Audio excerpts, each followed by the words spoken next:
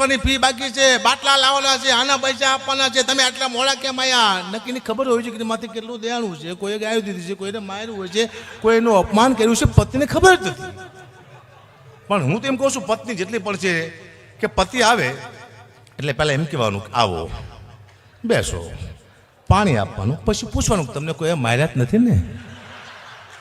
કે ના, તો ખાંડ લાવવાની છે, બહુ સારું લાગશે. નહીં પૂછી શકે, પતિમાં તાકાત જ નથી. રામદાસ બાપુનું એક ભજન સાંભળતો આવું છું. એ ભજન એવું છે કે કોઈ માણસ મરી ગયા પછી પાછળ ગાવાનું આવે છે, પણ જીવતા માણસ પાછળ એ ભજન ગવાય ખરું? તો મેં સાબિત કર્યું ગવાય. હું તમને પેલા શબ્દ સંભળાવું એકાદ વગાડતા નહીં વગાડતા એના શબ્દ એવા છે. જીવન બનું છે ઉદાસ તમારા ગયા પછી, તમારા ગયા પછી, તમારા ગયા પછી.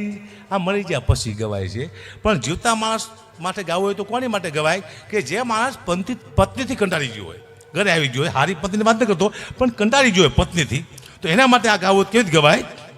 જીવન બનું છે ઉદાસ તમારા આવ્યા પછી, તમારા આવ્યા પછી, તમારા આવ્યા પછી. દેણું થઈ ગયું છે હદ પાર તમારા આવ્યા પછી, તમારા આવ્યા પછી.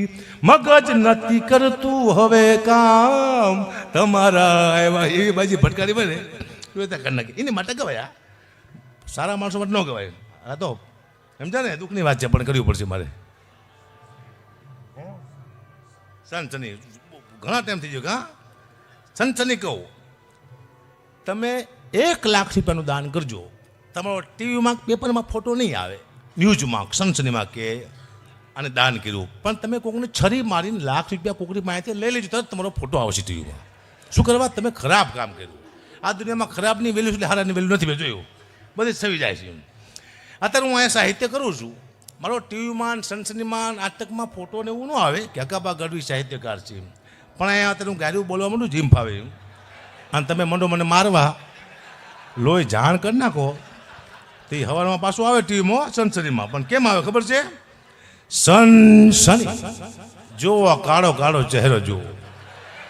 આ છે સાહિત્યકારના ભેષમાં શેતાન, જે હમણાં જ કરતો હતો મહાભારત અને ગીતાની વાતોને અચાનક મને ગયો બોલવા ગાળોને પબ્લિકે ચખાડ્યું મેથી પાક, કારણ કે એનો જતો વાહ. એ તો સાલો મરી ગયો, એ તો સાલો મરી ગયો, પણ સાથે મરી ગયા 2 નિર્દોષ કલાકાર, જેનો વારો પણ નહોતો આવ્યો ગાવાનો, આવી ગયો વારો મરવાનો. જો બેન્જા વાળો ભાગી રહ્યો છે જુઓ, જો તબલા વાળે મુઠ્ઠી વાળી દીધી જુઓ, જો મંજારા વાળો ઉઘાડ પગ ચડ્યો ખટારામાં જુઓ, ડાયો થઈ ગયો વિકન શિકન સનસની બોલો હની બની એટલી વાર લાગે. કાંઈ વાત નથી. ને અત્યારે એક પેલા માણસ ઇજ્જત માટે મરી જતા, ઇજ્જત માટે. હવે આપણું વહી જાય છે, આવી જાય નોર્મલથી. આપણું એક નોર્મલ વસ્તુ થઈ જાય છે. તમે કોકનું બૂચ માર દો 5 કરોડનું, તમારી આબરૂ વહી જાય. વળી જો સમાજને તમે 50 લાખ રૂપિયા તમારું સન્માન કરે, તરત આબરૂ પાછી. એટલે 1.5 કરોડનું બૂચ તમે 50 લાખ જ આપવાને આબરૂ માટે. આબરૂમાં જાજી વાર લાગતી નથી, આવી જાય. હવે સ્ટેજ માથે બીક શું લાગે છે?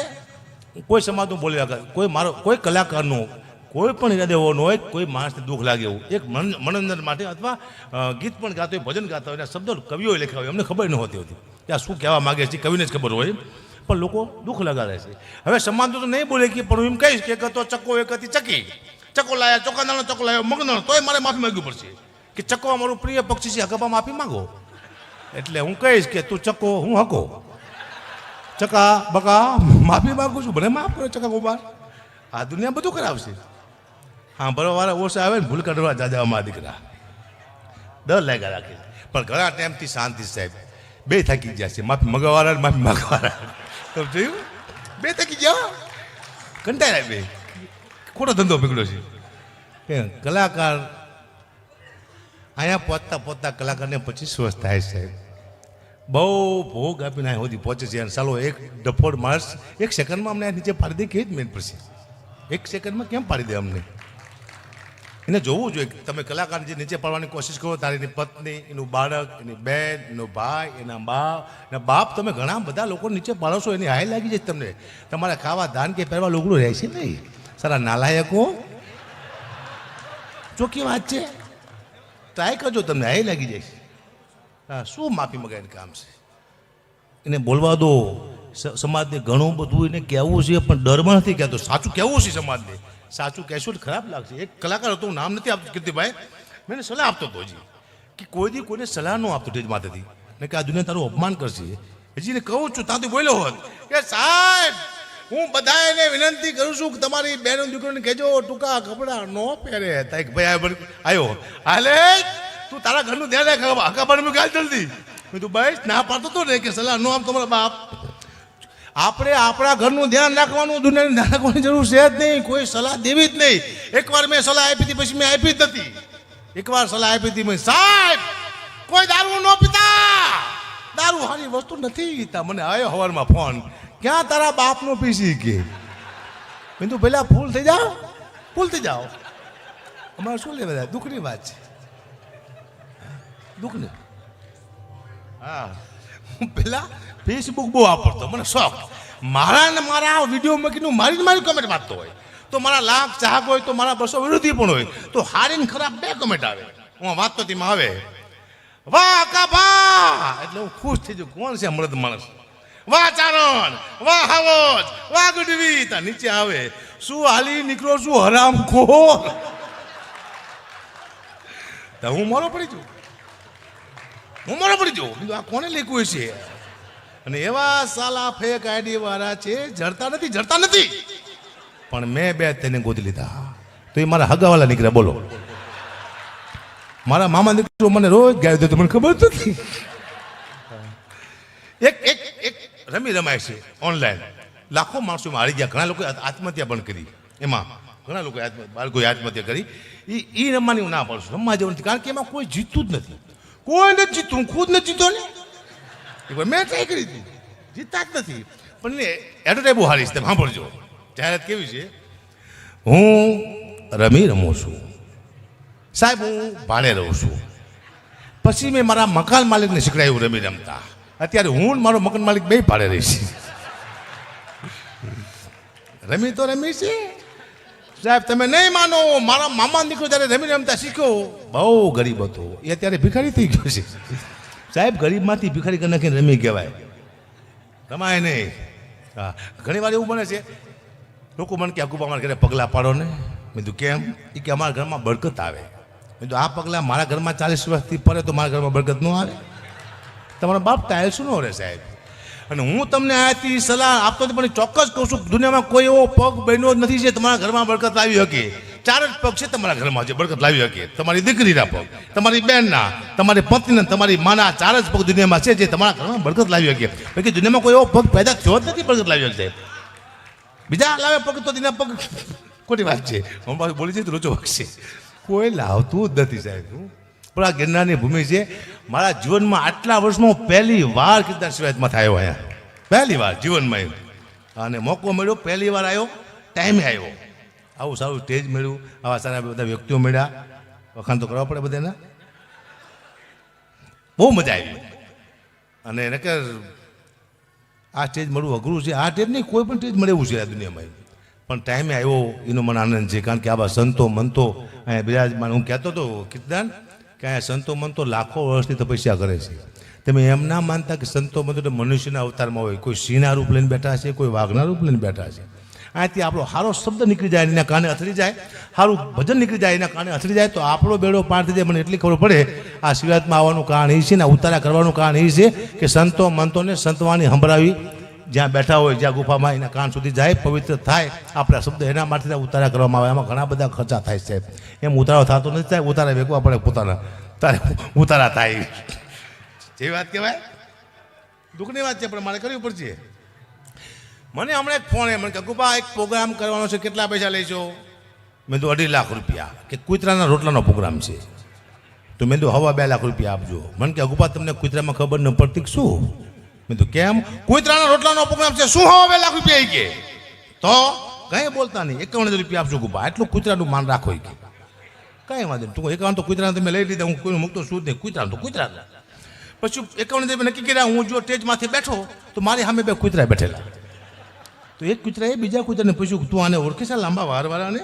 બીજો કૂતરો કે આ કોણ છે? કે આપણામાં જે ભાગ પડાવવા માટે આવ્યો એ ચાલો આપણે 50,000 લઈ ગયો એ. પછી મને 50,000 રૂપિયા આપ્યા હતા, એટલે હું ઘઉં, ખાંડ, તેલ, ચોખા, ગોળ આવું લઈને મેં ઘરે આપ્યું. પણ 15 દિવસ સુધી મારા પરિવારનું બાયજો બહુ, એટલે મારું પરિવાર મને કે તમારો સ્વભાવ કેમ કૂતરા જેવો થઈ ગયો છે? કૂતરાનું ખાઈ ગયું એટલે કહેવાનો મુદ્દો, કોનું ખાવું એ પણ મહત્વનું બનશે, આપણો સ્વભાવ બની જાય, બધાનું નહીં ખાઈ જવાનું. પછી મેં નક્કી કર્યું હું કોઈ કૂતરાના પ્રોગ્રામ નહીં કરું. આવા 10-12 પ્રોગ્રામ કરું, સારું મને તો હળકવા હાલે. આવા 2-3 કલાકનો બેડકા બદલો, હા કરીને બેડકા બદલો, શું વાત કરું. હા, પછી એક ફોન આવ્યો તો હકુબા બને કે હકુબા છેલ્લા પૈસા બોલો, કેટલા લેશો? મેં તું 2.5 લાખ રૂપિયા. મને કે તમે શું તે થયું? ડાયા પૈસે કામ સારું છે બધું. વાહ ડાયાભાઈ, થેન્ક યુ. મને ફોન આવ્યો કે હકુભાઈ પ્રોગ્રામ છેલ્લા પૈસા કહો. મેં 2.5 લાખ રૂપિયા લઉં છું પેલા. મને કે તમે સ્ટેજ માથે ગલોટિયા ખાવાના છો? મેં તું નહીં. તો 2.5 લાખ રૂપિયા સીના લો છો? મેં તું ભવિષ્યમાં અમારા છોકરાને ગલોટિયા ન ખાવા પડે એને તમારા બાપ લઈશ. અમારા છોકરા ગલોટિયા ખાતા હોય. આમાં એવું છે, મારા લાખો ચાહકો છે, મારા એટલા બધા ચાહકો છે. એક મારા ચાહકને ઘરે હું જોયો તો મને જોઈને ગાંડા જેવો થઈ ગયો. હકાપા આવ્યા, પાણીનો તાટ લાવ્યો મારા પગ ધોવા. હવે મારા પગ મેં બેથી ધોયા નતો, એને ખબર હતી નહીં કે હકુભાઈએ પોતાના પગ બેથી ધોયા છે નહીં. મને કે બાપુ તાશમાં પગ મૂકો. મેં તો કારો મય જેવો પગ મૂકો તાશમાં. એટલો બધો પગ કારો છે. બતાવું બસ જોઈશો ને તો રોગ થઈ જશે.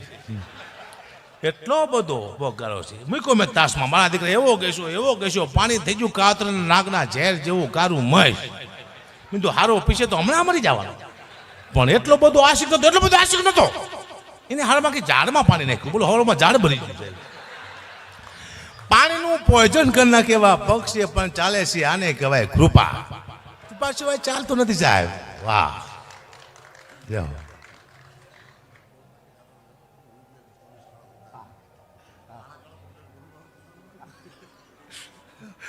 અમે ગાડીમાં, હું કીર્તિભાઈ અમે જાતે ગાડીમાં, ટોલ ટેક્સ આવ્યો તો મને કે હકાવા તને સ્ટાફમાં કહી દઈ કે સ્ટાફમાં છે. તો મને કે તારા પગ ઢાંકી દે, કાળા છે કે. મેં તો પોલીસવાળાના પગ કાળા ન હોય, મારા પગ ઢાંકવાના. મને કીધું ગુંડો કીધું, પણ પોલીસ સ્ટાફમાં ના કરે જાઓ. આ તો દુઃખની વાત છે, પણ મારે કરવી પડશે. લે પગ ઢાંક્યા જ મેં, પૂછો ને. ઘણી મારી પાસે દુઃખની વાતો છે. બસ જીવનમાં આનંદ કરી લો, બાકી કૃપા વિના ચાલતું નથી સાહેબ. તમને કાંઈ ન આવડતું, તમારું ચાલવા માંડે ત્યારે તમારે એમ નહીં માનવાનું મને કંઈક આવડે છે.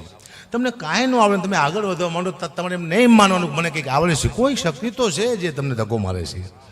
ચાહે મા બાપના આશીર્વાદ, પિતૃના આશીર્વાદ, ગુરુના આશીર્વાદ, અથવા તમારી કુળદેવીના આશીર્વાદ. કોઈક શક્તિ તમને ધક્કો મારે તો જ જાઓ એમ. અને બીજી વાત, એ કલા ગમે એટલી તમારા હોય, પણ સપોર્ટ તો જોઈ છે ચડવા માટે, આગળ જવા માટે. હકાભા ગઢવી હતા, મને બધું આવડતું હતું, પણ સ્ટેજ માથે કોણ પચડાયો? મોટા સ્ટેજ માથે એક જ કલાકાર હતો, કીર્તિદાન ગઢવી સાહેબ. એ મને લઈ જતો અને બારડોલીના પ્રોગ્રામમાં એવું પહેલો કલાકાર બોલવાનો છે કે હકાભા ગઢવી સિંહ તમે સાંભળજો, તમને બહુ મજા આવશે. મજા નહીં આવે એ તો પૈસા એના ત્યાં બી, પણ મારા પૈસા હું અહીંયાથી નહીં લઉં. આવો પહેલો દાખલો છે કીર્તિદાન ગઢવીનો, તમને મજા આવશે. અને તેથી મને પરસો વળી ગયું. આપ નહીં મજા આવે તો એ કે આવશે તે, અને આવી તાની મને મજા આવી જશે. હા, એક માયાભાઈ આહિર, એને મને પહેલાં બેહાડ્યો છે. બહુ મોટો હાસ્ય કલાકાર કહેવાય, પણ પહેલાં મને બેહાડતા. ને કે માયાભાઈ બોલીને ઊભા થાય પછી મને કોણ મારો બાપ સાંભળે ના, એ સાંભળતા મને. આ દુનિયામાં આગળ જવા માટે કોઈકનો સપોર્ટ જોઈએ છે. મારો એક પણ ઇન્ટરવ્યુ એવું નહીં હોય જેમાં મેં કીર્તિબેન માયાભાઈને યાદ નહીં કર્યા છે. હું તો કોઈ મારી માટે કંઈક કર્યું હોય એને ભૂલતો નથી, અને ભૂલી જાય કલાકાર નથી. ભૂલવું ના, તમારા માટે કોઈ પણ કંઈ પણ કરે અને એક તમારા 10 કામ કરે ને એક ન કરે તો એને માફ કરી દઉં, કારણ કે 10ને યાદ રાખવા, એક ન કરે ચાલે એમ. આ તો દુનિયામાં એવું છે કે 10 કામ કરે ને એક ન કરે એટલે મારા દુશ્મન થઈ ગયો આપણે. આ દુનિયામાં હાલી રહ્યું છે મુદ્દો એ સાહેબ. એટલે મેં વિચાર્યું હતું કે હું આવડો મોટો કલાકાર થઈશ તે. મને અને આ દુનિયામાં હું શું લેવા આવ્યો મને ખુદ જ ખબર નથી. જો હું ડાયરામાં જાઉં, પૈસા આવ્યા, ઘરે આપ્યા. ડાયરામાં જો પૈસા આવ્યા, ઘરે આપ્યા. પાછો ડાયરામાં જો પૈસા આવ્યા, ઘરે આપ્યા. હું તો ઘરે ખાતો નથી. તો હું પૈસા ઘરે શું લેવા આપું છું? હું કે દાડીઓ છું, મજૂર છું? અરે હું શું કોણ આ દુનિયામાં દુનિયામાં જ છે. પણ આ દુનિયામાં માણસ પોતાના માટે નહીં બીજા માટે આવે છે. પોતાની દીકરી માટે, બહેન માટે, મા માટે, પત્ની માટે, બીજા માટે. પોતાના માટે માણસ કોઈ આવતો જ નથી.